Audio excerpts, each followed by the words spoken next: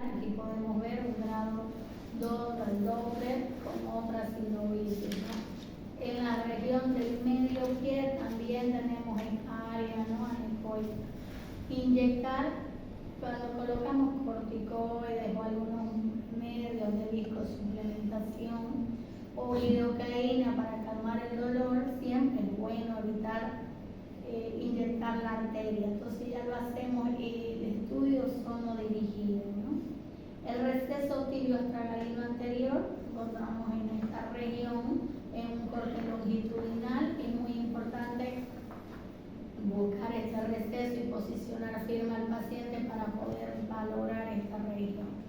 En un corte sagital podemos encontrar el tibio astragalino anterior y los tendones anteriores. Ya sabemos que el tibial anterior es un poco más medial, luego viene el extensor del primer dedo y el extensor común. Y bueno, este es el de los dedos, ¿no? Entonces ya sabemos. Los tendones anteriores, el tibial y los extensores, ¿no? En la articulación subastragalina, desde la parte medial, colocamos el prominente sustentáculos talis con la referencia anatómica. Evite colocar la sonda del mareolo medial y en un lugar girarla ligeramente hacia atrás apuntando al talón, así miren, en esa posición. Entonces es la articulación subastragalina en la parte medial para poder ver el sustentáculos talis. Entonces aquí está el tibial posterior, el flexor del dedo y el flexor del dedo gordo. Esa es la parte medial. Si yo me voy más hacia el maleolo, no voy a ver tanto esta zona, ¿no? De la articulación subastragalina. Entonces nuestra referencia es el estrágalo y el sustentáculo talis. El signo del tornado en la articulación subastragalina anterior sana desde medial, ¿no? Entonces este es el signo del tornado para poder valorar el sustentáculo talis. La articulación subastragalina en la parte medial, nuevamente, para valorar esa zona, para que se les quede. El tobillo en los tendones mediales. En la parte medial hay que utilizar el canal neurovascular como referencia anatómica. Existen diferentes tendones. Basándonos que vamos a colocar en la parte medial, a nivel de la tibia astrágalo, un corte transversal medio oblicuo. Esto es el palito de hockey. Entonces aquí podemos ver el tendón tibial posterior, que es el número 1, el tendón flexor de los dedos, el número 2, el nervio tibial posterior, que es el número 3, y tendón flexor del dedo largo. Esto encontramos en la cara medial. Miren de bonito cómo está. Y es importante estudiar y nuestra referencia que sean las arterias y las venas. Inclinar el transductor para visualizar el flexor halus a nivel del sustentáculo. Entonces aquí está el sustentáculo talis y ya sabemos que encontramos el tibial, el flexor y el flexor del dedo gordo. Entonces, para poder ver el del dedo gordo tenemos que hacer punta tacón, quiere decir, ¿no? Porque está en una zonita media de clive, si ustedes lo ven. Inclinar el transductor para visualizar el flexor halus a nivel del sustentáculo por esa zonita que les decía. Ahí está, por la anatomía que tenemos que inclinar. Ahora la parte medial. Tiene sus cositas, no es tan sencillo todavía. ¿Quiénes encontramos? El tibial posterior, el flexor de los dedos, el ligamento deltoideo, el tibial posterior con su nervio y la arteria. Ahora lo vemos. Entonces aquí, nuevamente, en la parte medial, un poquito con el palito de hockey, un poco oblicuo hacia el sustentáculo, encontramos el tibial posterior. Número 2, el tendón flexor de los dedos. Número 3, el nervio tibial posterior. Número 4, el flexor del dedo largo. Entonces, en tobillo, ya el ultrasonido del tobillo, a veces hacemos que el paciente gire un poquito, a veces colabora en el paciente. Y aquí valorando el tibial posterior, la parte medial, le podemos ver una sinovitis de tipo proliferativa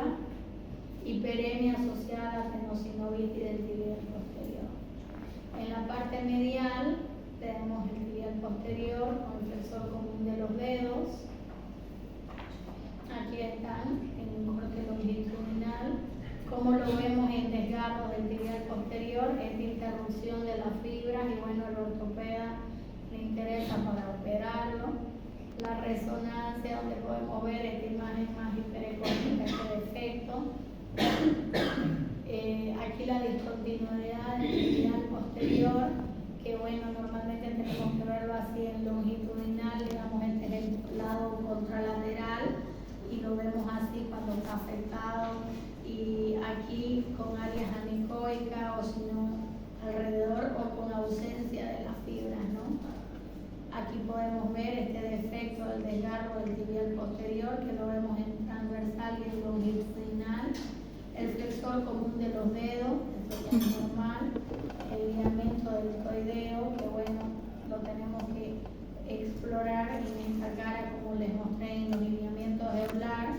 Bueno, un poquito buscarlo.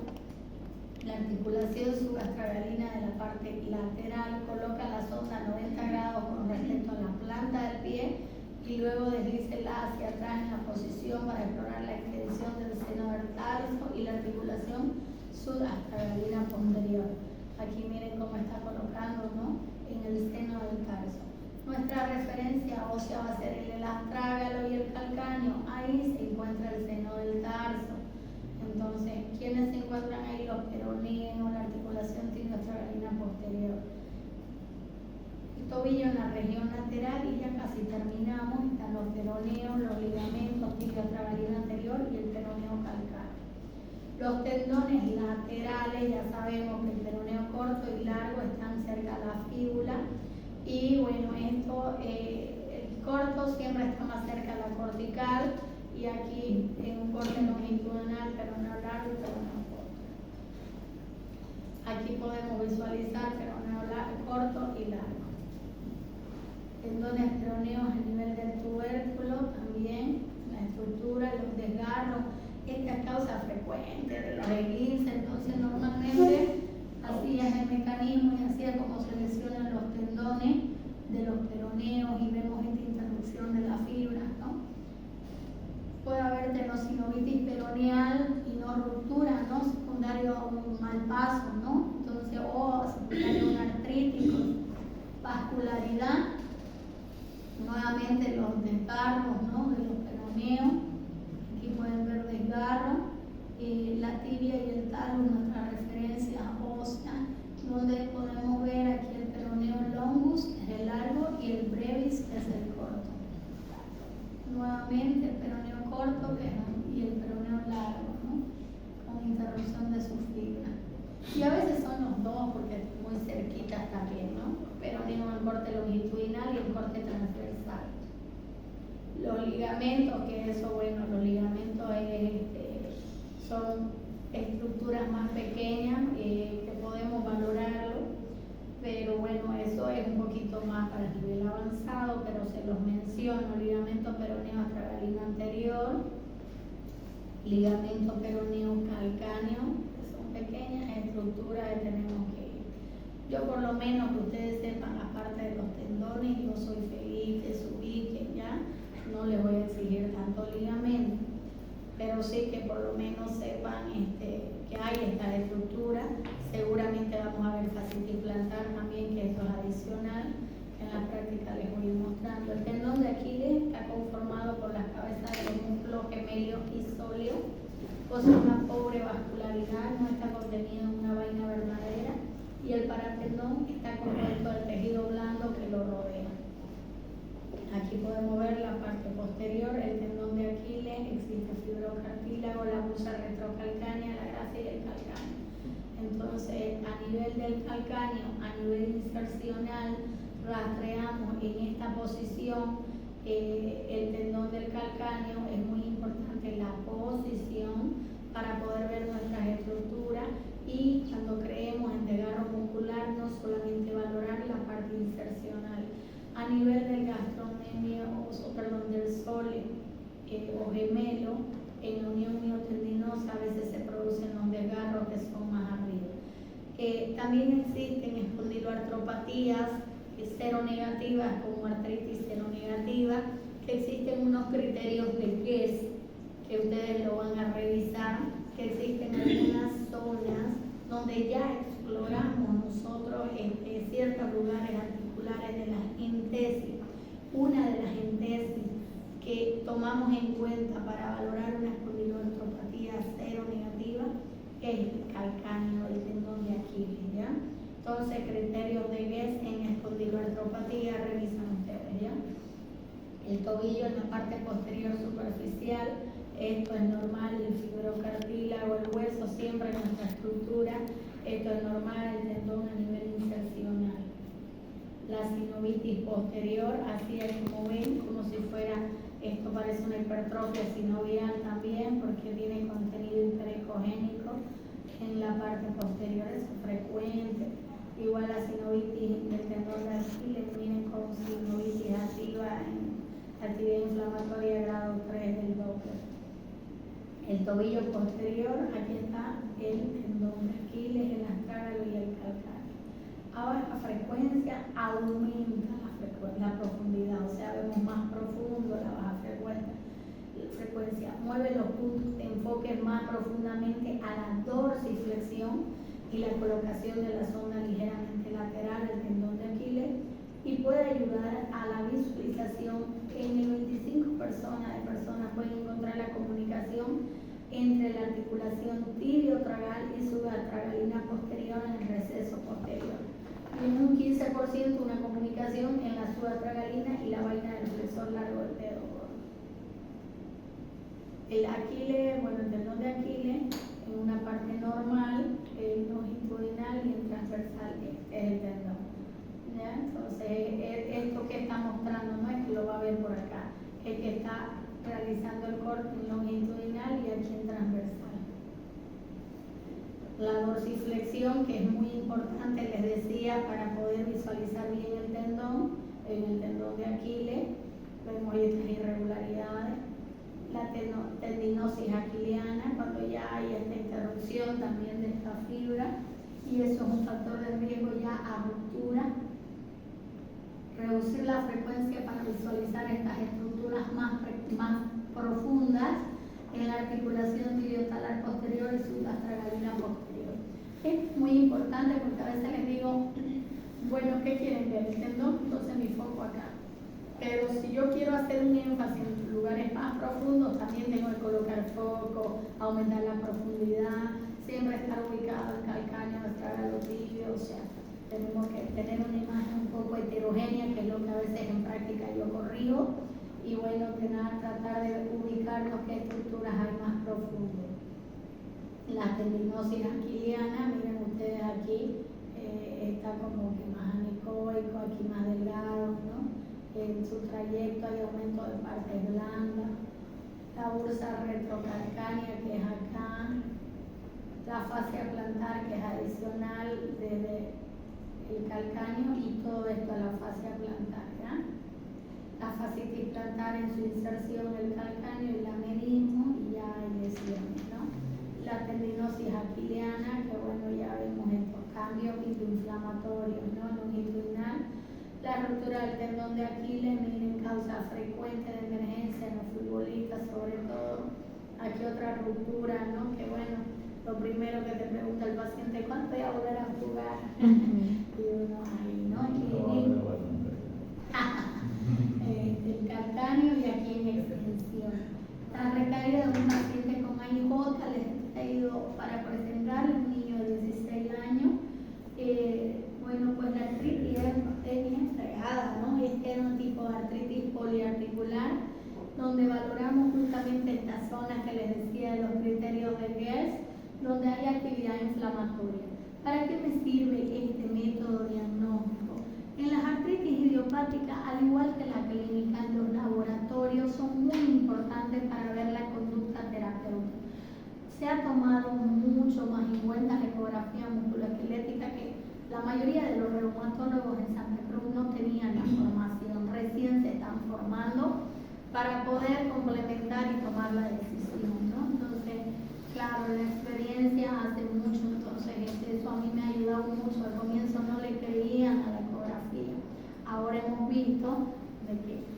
embargo están tomando cada vez más en los criterios diagnósticos, en el seguimiento, entonces es bueno para el pronóstico también. Y bueno, yo atiendo niños, hice reumatología pediátrica, mientras más niños, una artritis más agresiva, entonces bueno, un diagnóstico temprano, porque uno a veces no cree de que hay en niños, ¿no? Mientras más jovencitos, más niños, más agresiva la enfermedad. Y ahora con el COVID ha despertado gente más joven en los reumatismos, por eso se lo expreso. La bursitis, miren la bursitis retrocalcánea, la sinovitis de la articulación, aquí en gris y en doble. Este era un colega que bueno, encontramos los criterios de Guess, le hicimos el tendón de Aquiles y era una artritis seronegativa, pero sí tenía su artritis, miren, de activa. Entonces, ¿cómo es importante? Si tiene clínica, una ecografía, si velocidad de sedimentación aumentada o PCR positivo, ya tenemos que ir pensando que es una artritis seronegativa que en algún momento del tiempo puede volverse positiva. Entonces hay que medicarlo oportunamente para que no avance.